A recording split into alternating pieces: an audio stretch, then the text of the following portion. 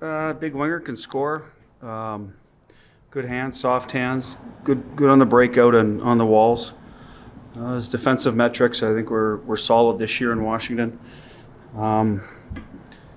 Power play numbers were average there, so I don't know if he got in the way of somebody, but he'll get an opportunity here. We'll talk to him, see what his best fit is, but I know he can. I remember when I was in Boston, Washington, he certainly could shoot from the elbow or the bumper position. Big guy, whether he's a net front guy or done that, I don't know. I think I used him a little bit there this year, so should help, especially with losing a guy like Mark Stone, a big body that plays those kind of minutes and does some of those things. So should fill a void there for us. He's played a lot of right wing. He's played both, but mostly right wing this year. So that's where we're going to play him tomorrow. He'll probably start with William Karlsson and then maybe Stevie on the left. We got some stuff going on with all our left wingers, Pav, Will, and Howie. So we'll see down the road how that shakes out. Right now we have Stevie on the left because we're a little bit short.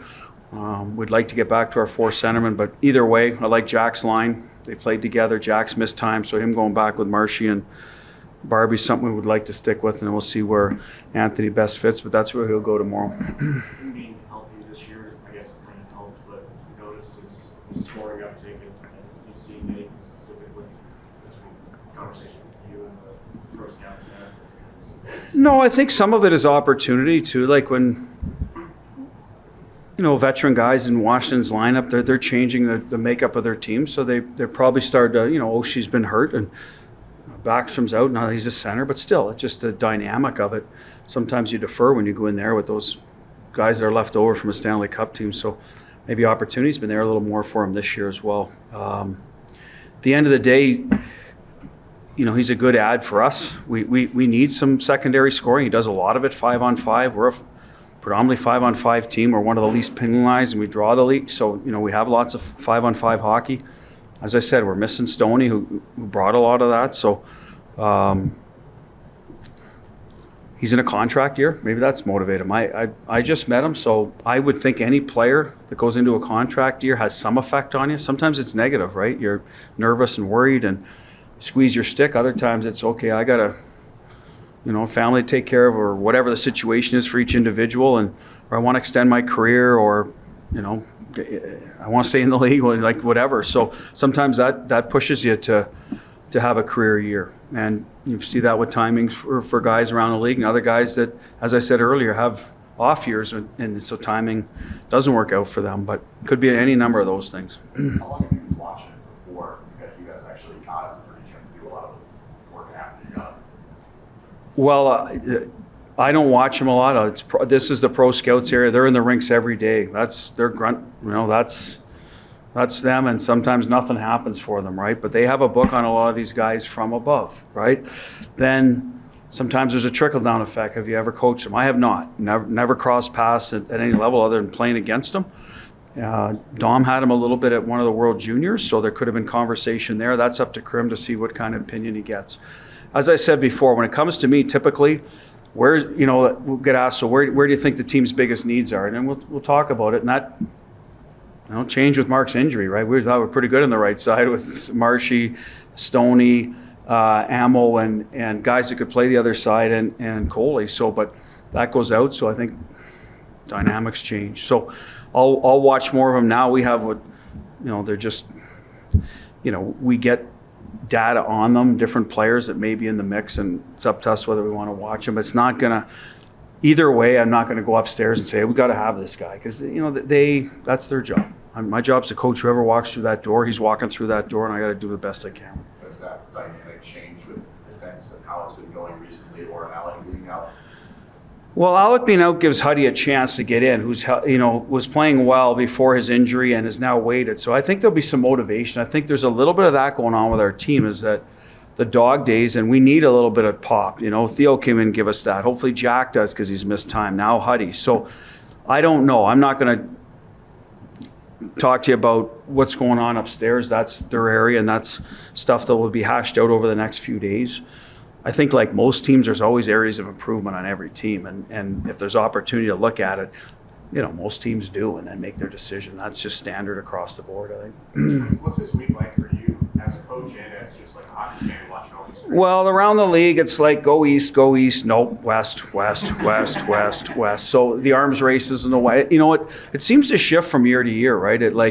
So that's just the way it works out. You can only control your own. So that part as a fan, you're always curious where guys are going. What are they going for? How does that affect the team? Like the Middlestat Bow and Byram, it's a hockey trade, right? You don't see a lot of those anymore. So to me, that's two dynamics of a team that each trying to address an area or whatever, change of scenery. Like those are old to me a little bit years ago trades. Now it's okay. As soon as a trade comes up, it's like, okay, well how much did they retain, right? That's the first thing that goes through your head, and which is, goes against sort of the old school hockey. But so that part of it, and I told the players, like, I'm not in their position right now. I can see where there'd be some anxiety for anybody at any team. That's just the way it is. It's that time of year, and especially if you like where you are and you like your teammates, it's going well. Still, sometimes someone has to go out the door to make your team better. Most of the teams are in it this time of year. It's more futures, but still, you don't know. So the players, it's tough on them, I believe, especially ones with families. So you got to give them a little bit of leeway there, rope, and if you feel their game's off because they're lacking focus, maybe that's it. But other than that, we all have a job to do when the puck drops still, and I got to make sure that they're focused as best they can. So that's, I guess, how I look at it. You were pretty critical of the team's effort, obviously, after the last game. Where's your level of concern in that regard? Well, I think it was both games, to be honest with you. So it kind of, we have a Buffalo game, we're in it, it's 2-2, we give up a goal at the end of the second period, we mismanage a puck, right? Like losing hockey to me. It's not something that we typically do, and then it snowballs, and then the same thing happens in Columbus. We battle back to 2-2, and then we give up. Every time we got within a goal, we gave up a goal, I thought, where we either weren't hard on a puck, lacked urgency. Wasn't like they made a terrific play. They converted, give them credit, they did what they had to do, so that's where that came from. So where is it? Well, let's see tomorrow. Is this going to continue, or are we putting the brakes on this and getting going here now? That's the messaging. Like I think we're 8th, right? So like the next spot, you're out of the playoffs. So the players do have to realize that without looking at the standings every day and focusing on the task at hand, which is building your game and getting better. But the urgency level is much more on us than it is, a team that's ahead of us. That's just the way it is, and we do have to realize that. So that's kind of what we're trying to get across now is let's get to our game. Let's get this thing going in the right direction. And you've seen the last two years at this point, right? One story didn't end well, and one ended really well. So, you know what I mean? We want to be history's, hey, every year's a new year type of thing, but we'd like to get back on the rails like how it worked out last year. How are we going to do that? And that's what we address. It's not like just, okay, we're going to do it. It's how. Okay, we can't take ourselves out of these games like we're doing. And hopefully that but that goes off with the players, that we got to recognize when we're in a 2-2 game, we battled back. Like, we got to get our focus back in a hurry and dig in. No more of these sort of losing our way for 5 minutes and 10 minutes. It's costing us valuable points. Do you feel like that can happen quickly? Like, I know it's not immediate, but like, do you feel like you're far away from being where you were last year? Like, no, I have faith in this group, and I think management does. I mean, I think the players do it. We've got to get it done. That's it. Like, you can talk all you want. We do have to get it done. I don't think it's that far away. Every year I tell you, it's a different year.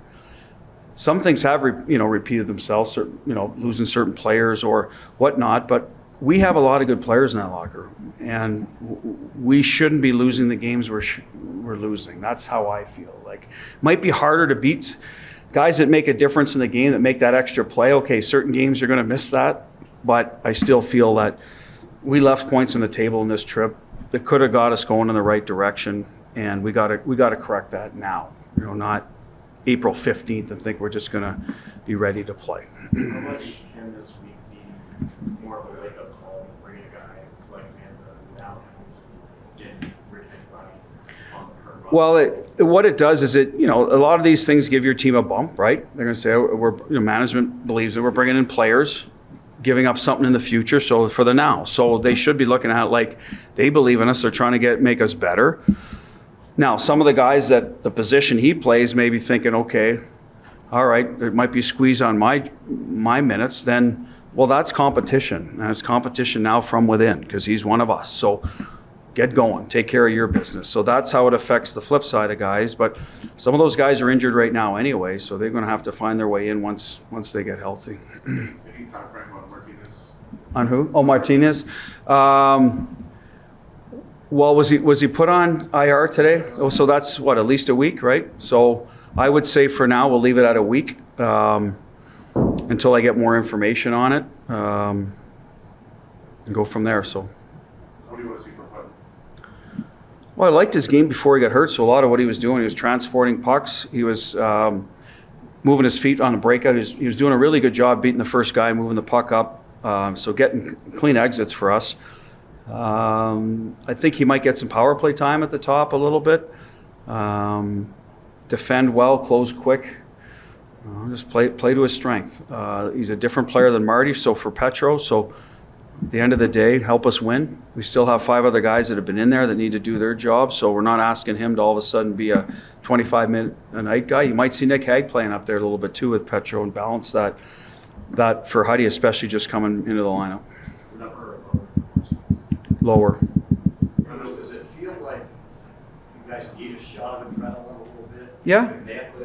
I think it helps. I think guys coming back into the lineup, Will Carrier, would be a guy that always, because he's a veteran guy, and I saw Pav out there with us today. So all those guys give you a little bit of, they're familiar faces. That, having said that, like a guy like Morelli's has been great for us. So that's not the problem. Like, he's playing well, and I think Fro's doing his job down there in the lineup, and Rempel did. So, but it is familiarity, Goshen. These guys are a tight-knit group, and they like when guys are back and feeling good and ready to play. So yes, there is a little bit of that we will get. Is there an update on Carrier? He had an illness, so he wasn't skating today. So hopefully he's feeling better tomorrow and back on the ice. But he won't play tomorrow, obviously not. Neither will Pav. He's in red, so that's not going to change overnight.